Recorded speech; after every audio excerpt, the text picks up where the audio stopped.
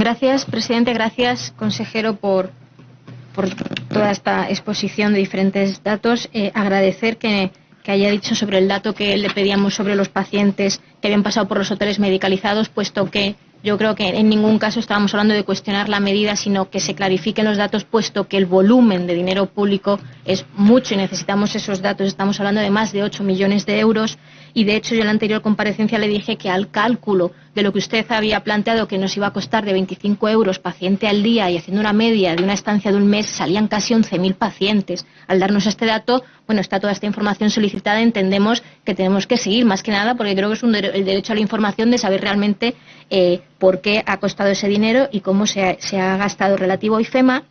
Así que la pregunta creo que también es importante. Si los contratos, hablamos de un hospital de 1.300, de hecho la propia portavoz de Ciudadanos se ha vuelto a referir de un hospital de 5.000 camas. Creo que también por un ejercicio de verdad saber si finalmente fue un hospital de 1.300 camas, 1.600 o de 5.000, porque estamos hablando de la quinta parte.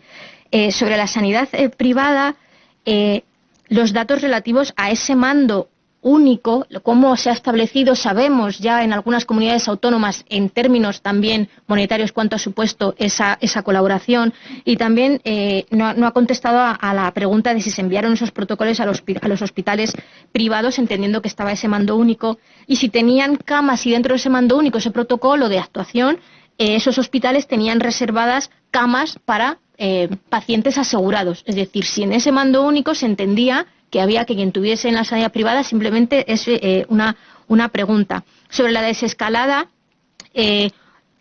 ha dicho usted que 3 veces, es verdad, la Comunidad de Madrid pidió pasar de fase, entonces sí que es cierto, y yo personalmente agradecer también un poco el cambio de talante en la petición de cambiar de fase tan rápidamente, yo creo, entendiendo los riesgos o con esa prudencia que yo creo que desde aquí le hemos pedido todos, porque nadie queremos volver a la casilla de salida, ¿no? Pues qué elementos eran los que faltan para haber solicitado ese cambio de fase. Y para ir terminando con el plan de reorganización, simplemente compartir una reflexión.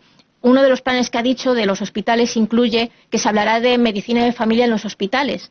Y eso, si puede ser una idea genial también en la situación actual en la que nos encontramos actualmente, cuando vemos que hay plazas de difícil cobertura en atención primaria que no se cubren, es cómo va a afectar eso a la propia red asistencial de los centros de salud. Estamos viendo que hay déficit de profesionales en la atención primaria. Si de repente planteamos que en los hospitales haya esos perfiles, pues si ustedes han visto que esto puede afectar. Y ese plan de elasticidad, si el hecho de tener, ya sea Valdebebas, un IFEMA, un hospital así, entiendo que tiene que ir acompañado también de cómo lo vamos a dotar de recursos. Y yo pregunto, si tenemos que volver a un hospital de campaña de ese modelo, aunque el Colegio Oficial de Médicos ya puso su reticencia sobre ese modelo, si va a ser a costa de desmantelar de nuevo la atención primaria, o se ha hecho también otro planteamiento, entendiendo que tienen una tarea ahora de control epidemiológico, como se ha aprendido de la pandemia, si tienen que hacer ese control y rastreo, y aparte nos los tenemos que llevar a un hospital nuevo de campaña, pues si eso como se tiene planteado. Y simplemente, señor Raboso,